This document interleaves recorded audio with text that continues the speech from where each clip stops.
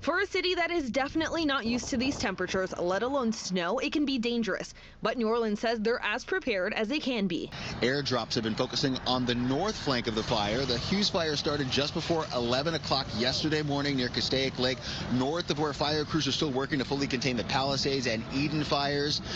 In a first for our state, bird flu is now confirmed in chickens at a commercial poultry farm in northeast Georgia. One wild bird coming into their chicken run, and next thing you know, 10 birds, 20 birds, 30 birds, they're just dropping dead.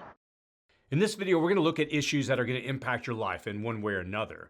We're going to look at what you need to know about the extreme weather events that are already challenging this year, what we still might have in store, and the significant new policies from the White House and the new updates regarding the avian flu in our food supply chain.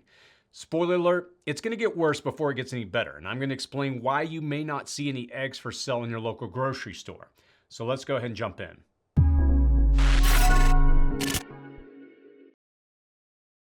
If you're new to this channel, my name is Chris, and on this channel we discuss emergency preparedness, aka prepping. What we do is we try to create these videos to really cut through the noise and provide clear, actionable insights on how global and local events could impact your daily life. Now, the goal is not to create fear, but to help you to stay informed and ahead of potential challenges.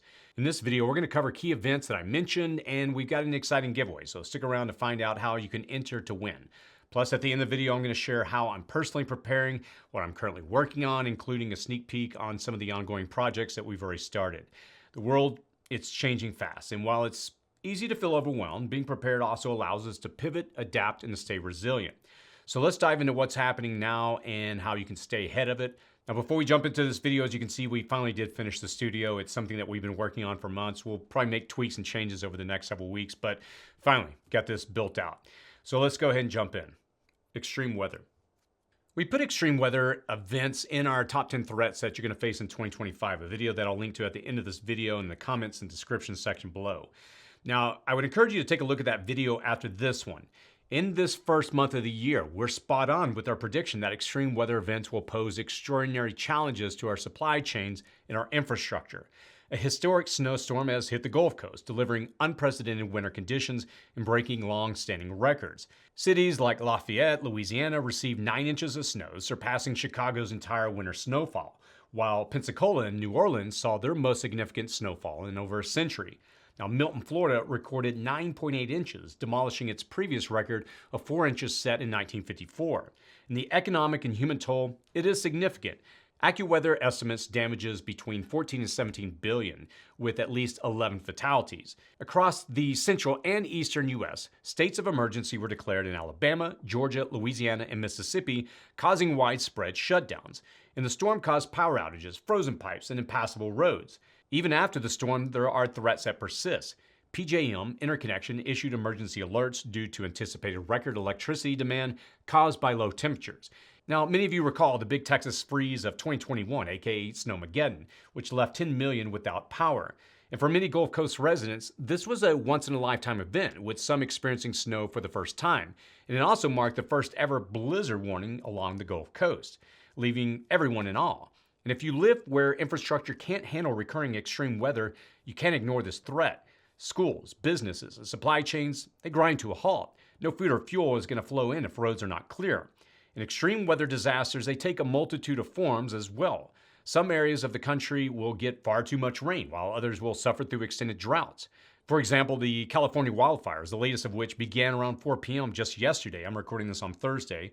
And it hit 10,000 acres with 0% containment within only 3 hours of starting. This was fueled by massive rains that we had last year, which created a lot of vegetation. And then we have had less than 0.2 of an inch for a record 249 days since last May. This explosion of vegetation was the fuel, and the high winds on power lines likely provided many of the sparks. There are extreme weather-related disasters in the making that are winding up for a pitch in the future. You only need to look at the U.S. Drought Monitor map and click on the tab for the 30-day precipitation records to see that there are problems from Southern California across to Texas and through the upper Midwest. Even New England is getting far less precipitation than normal. Now, these extreme oscillations between lots of rain creating an abundance of vegetation, followed by drought and high temperatures, they make for the perfect fuel for these fires. Add to the mix uncharacteristically high winds and a single sparking power line, and you've got a major problem. So let's be honest. You can argue about the causes, you can play the blame game, or you can distract yourself, but you're only delaying action. If you want to get serious about preparedness, prepare as if these once-in-a-generation events are going to happen more frequently, because spoiler alert, they are. Even as many endure a drought now, they should plan for potential wildfires and floods when the wind, dry weather, or rain simply does not come. If you haven't seen much snow since your grandfather's time, you still need to prepare for cold weather. And if you're not prepared now, neither are your water and electrical services. Do you have water and backup energy? You do have more control over your future than you think, but you have to take the reins. Has once-in-a-generation weather event impacted you? Has it impacted you more than once in your generation? Let us know your experience in the comments section below. Thanks to CoPure for sponsoring this YouTube ad-free video. Each year, over 1.1 million Americans get sick from germs in their sink water, and over 70 million are exposed to PFAS or forever chemicals, which have been attributed to a range of severe health problems, including cancer. In the past, getting a professional water filtration system in your home could be expensive. CoPure is an easy-to-set-up and use 4-stage water filtration system requiring no insulation that removes harmful contaminants and increases your water's pH to ensure it is balanced and healthy. Just add the filters into the unit, plug it into a power outlet, fill up the reservoir in the back with water right from your sink, and it begins to filter your water, storing it in a pitcher. It also has a dispenser allowing you to select cold and hot water on demand. It has real-time monitoring on the front, showing your water's before and after purity levels. After researching what's in our municipality's water, needless to say, we won't be drinking tap water in our home anymore. If you'd like to check this unit out, visit copure.com/cityprepping and get $200 off your order. I'll post a link in the description and comments section below. New policies. We're just around a week into the new administration, and they definitely hit the ground running. We still have to see what comes of it all, but we would be wise to take a serious look at the repercussions of the various new executive orders, policy shifts, and possible future laws from Congress. Now, I will tell you up front that on this channel, we purposefully try to avoid politics as much as possible, but there are times when policies, they impact our lives. Now, first, there's immigration and our southern border. According to the new whitehouse.gov site, President Trump plans to secure the border, end catch and release, end birthright citizenship, reinstate remain in Mexico policy, build a wall, and asylum for illegal border crossers, crack down on criminal sanctuaries, enhance vetting, deport criminal aliens, suspend refugee resettlement, deploy the armed forces, designate cartels as terrorist organizations, and seek the death penalty for heinous crimes. Now, as a result, there's a growing uncertainty about the future for the nation's immigrant population. An estimated 75% of immigrant farm workers in Bakersfield didn't show up to the fields this week due to fears of ICE raids. And these changes, they're going to undoubtedly affect our labor force in our agricultural sector. It reminds me of the COVID era when many farmers struggled to find workers to harvest their crops. If handled correctly, new immigration and border policies could bring positive change, but they also might disrupt the agricultural supply chain, leading to even higher grocery prices.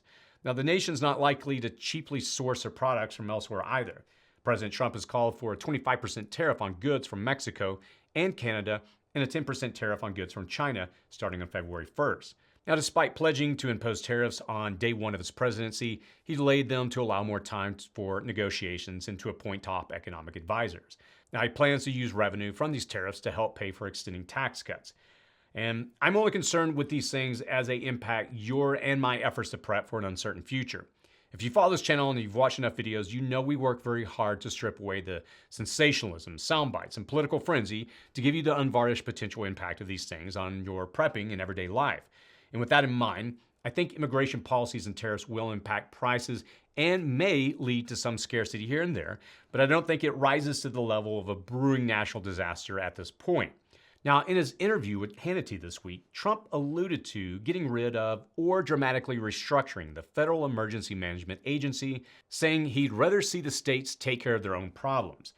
And I would be the first to admit that FEMA doesn't always roll out the best responses. And if I thought they did, I wouldn't really bother in what I do in preparing. But you have to be careful when it's the only safety net that most states and most people have. To use an analogy here, if it's your only car but it still smokes, you still might have to take it to work if you hope to get there on time. And while I hope for the best as these organizations get restructured or dissolved, I have to trust that it will all work itself out. That's my hope. However, I cannot say the same for the recent suspension of publications and reports, especially when we're staring at an avian flu pandemic in our agricultural system. So this week, the Trump administration has temporarily paused public communications from federal health agencies, including the Centers for Disease Control, aka CDC, the Food and Drug Administration, and the National Institutes of Health, requiring White House approval before releasing any new advisories, regulations, guidance documents, scientific reports, or public statements. This directive, in effect until February 1st of 2025, has sparked concerns about potential delays in disseminating critical health information, particularly amid the ongoing bird flu outbreak. Now, the move is a significant development that could affect how health information reaches the public. The CDC has been scheduled to publish 3 morbidity and mortality weekly report updates this week on the H5N1 when the new directive was announced. And there's a complete shutdown of the National Institutes of Health. Officials halted midstream a training workshop for junior scientists, calling off a workshop on adolescents learning minutes before it was even to begin, and canceled meetings of 2 advisory councils. Panels that were scheduled to review grant proposals also received 11th hour word that they might not be meeting. It's these full stops, especially with vital health information already in the publication pipeline, that are most concerning to me as a prepper who has been doing this for quite a while. As you know, my undergraduate work was in microbiology. I understand the value of resource and information being readily available to the public. And if flawed research gets disseminated through peer review and criticism, it gets knocked down. But a full stop to this process leaves many of us in complete darkness. Well-vetted information and facts, especially those tied to current pandemics as we see in the poultry industry, probably should see the light of day. And if we don't report the raw numbers and let them be scrutinized, we also don't know what our level of concern should be. Imagine the price of eggs rising to over $5 a carton without knowing why. Now, I don't know why these agencies cannot share such critical information between themselves. One of the findings of the 9/11 report was that various agencies, such as the FBI, CIA, and other agencies, were not sharing information which allowed terrorists to slip through. And if we see pathogens as terrorists, and obviously they're far worse, and agencies studying these aren't communicating, what could possibly go wrong? So what do you think? Are some of these policies problematic? Let us know your thoughts in the comments below. Avian flu. When it comes to the timeless debate of which came first, the chicken or the egg, at least regarding our current food supply chain, it's the chicken. The recent bird flu outbreak in the United States has been devastating for egg-laying chickens. Over 20 million egg-laying chickens were culled to contain the virus in the last quarter of 2024. And on average, a healthy hen can lay about 1 egg per day. So, with 40 million egg-laying chickens culled or succumbing to the bird flu, around 40 million eggs per day are no longer in the food supply chain. And I don't know how it is where you are, so please let me know in the comments section below. My local Costco hasn't had eggs in 2 weeks. They only have carton egg whites, which are much older than the fresh eggs, and with a warehouse stock that doesn't reflect the current shortage yet. Where I can find eggs, they're over $5 per dozen and as high as $7. So let us know what you're seeing where you are in the comments section below.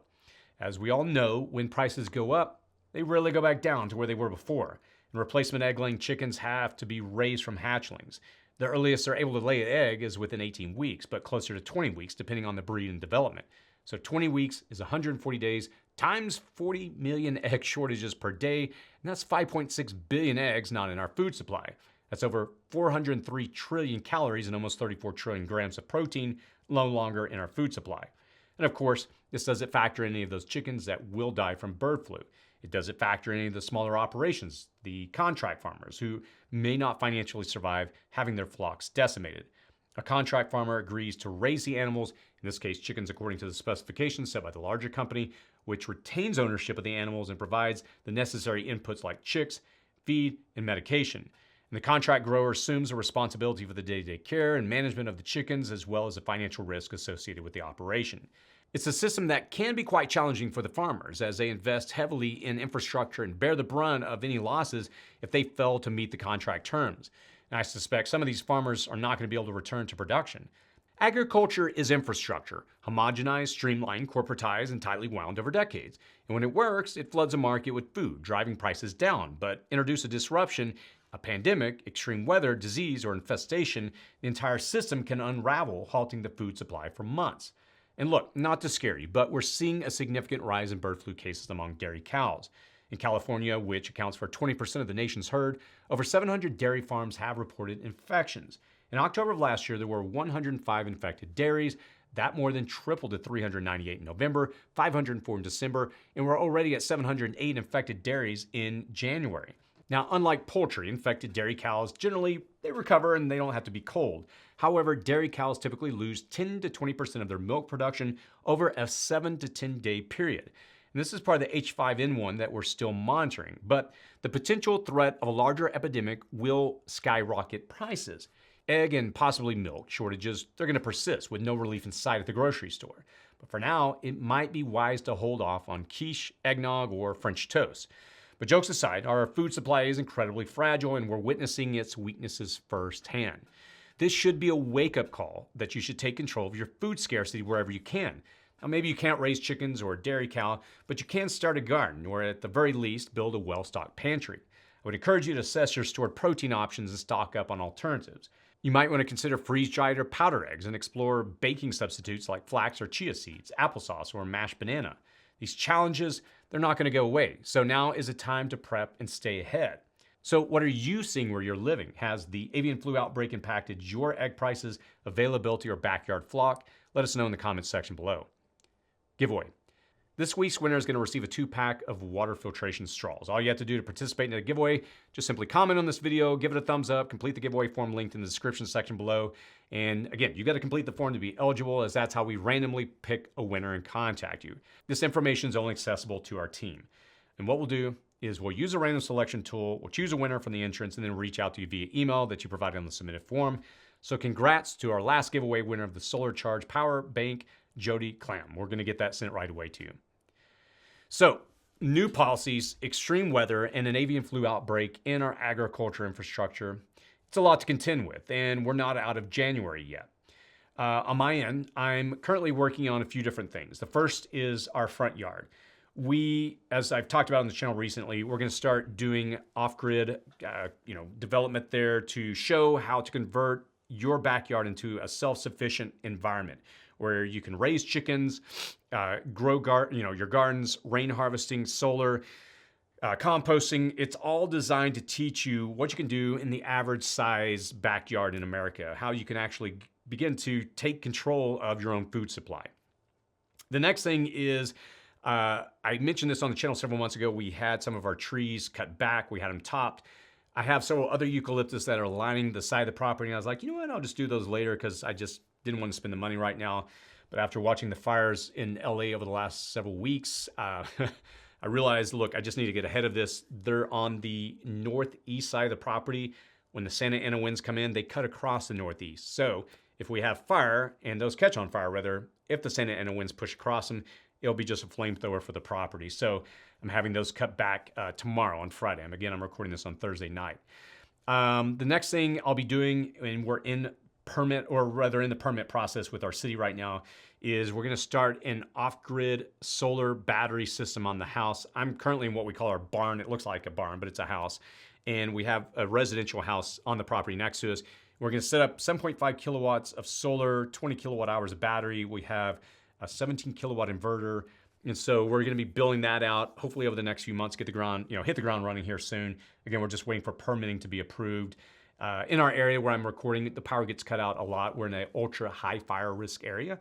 And so when winds kick up, as they often do here, they always cut the power on it. So we're turning that into a backup system, or a solar off-grid setup there.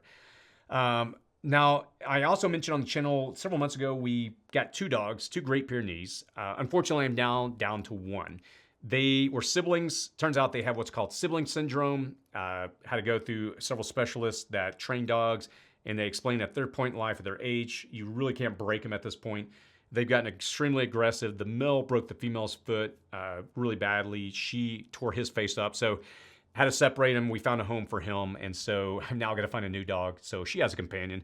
But all that to say, that's where we are with the property and the projects that we're working on. As I often try to do on this channel, I try to end with some type of word of encouragement. I know, again, as I always lead off in these videos saying, there's a lot happening.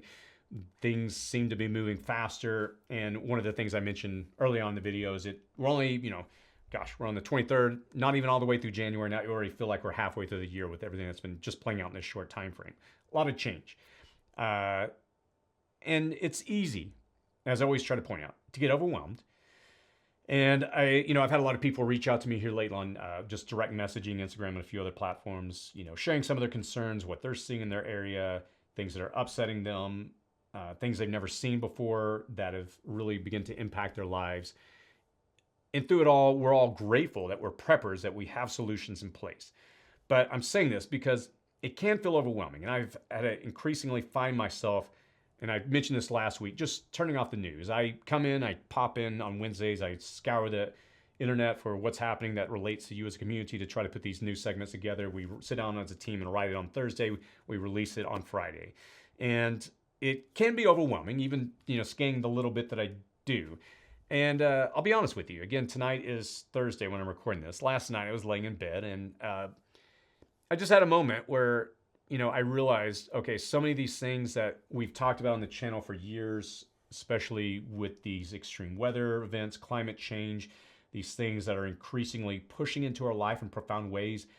Last year was the first year on record where the average temperature above pre-industrial levels was at 1.5 degrees Celsius. I think actually at 1.55 degrees Celsius. And scientists have warned that if we sustain that temperature consistently over 1.5, we then move into a state of calamity if it's for a prolonged period of time. And if last year is the first of hopefully, well, let me rephrase that. Hopefully last year was a fluke. I would love to believe that things will improve this year, but based on the models that I'm seeing, it looks as if the temperatures are going to continue to at least stay, if not go higher this year. And again, I'm just looking at the data and the information that I'm seeing out there, the peer-reviewed data. And I'm saying this because, not to scare or alarm, but it's again where I, as a father, I find myself struggling at times because I have children. I want the best for them, their future. I don't really talk to them about these issues because I want them to enjoy their childhood. And I am trying to do all I can as a father here on this property with this channel, taking you on the journey, learning, sharing, documenting, making sure their future, and this is what drives me, I'll be honest with you, it's making sure they are prepared for this future that constantly is changing in ways that will be, let's just put it bluntly, much different than the world that we grew up in. I'm 49 years old. I know a lot of millennials came to age of, during 9/11. I lived through a relative time of peace growing up in the 80s, but watching these changes happening now, it does, as you can imagine, concern me as a father, and I want to make sure that my children have the best future set up. So whatever it is that drives and motivates you, I would encourage you to stay with it. Don't get discouraged. Find that reason. Find that thing that drives you. I can tell you, it drives me every day. Remember, every step that you take toward preparedness is a step toward peace of mind. You're building resilience not just for yourself, but for those that you care about. If you're not sure where to start, I'll post some links to some guides in the description and comment section below for our free download guide. Before we wrap up, I just want to encourage you to check out these two videos here on the side of the screen. It's our 10 predictions for what you're going to face this year and what you can do now in preparation for when the electrical grid goes down in your area. You want to consider them a heads up and a solution that you can start plugging in today. And I'll post the links in the description and comment section below. As always, stay safe out there.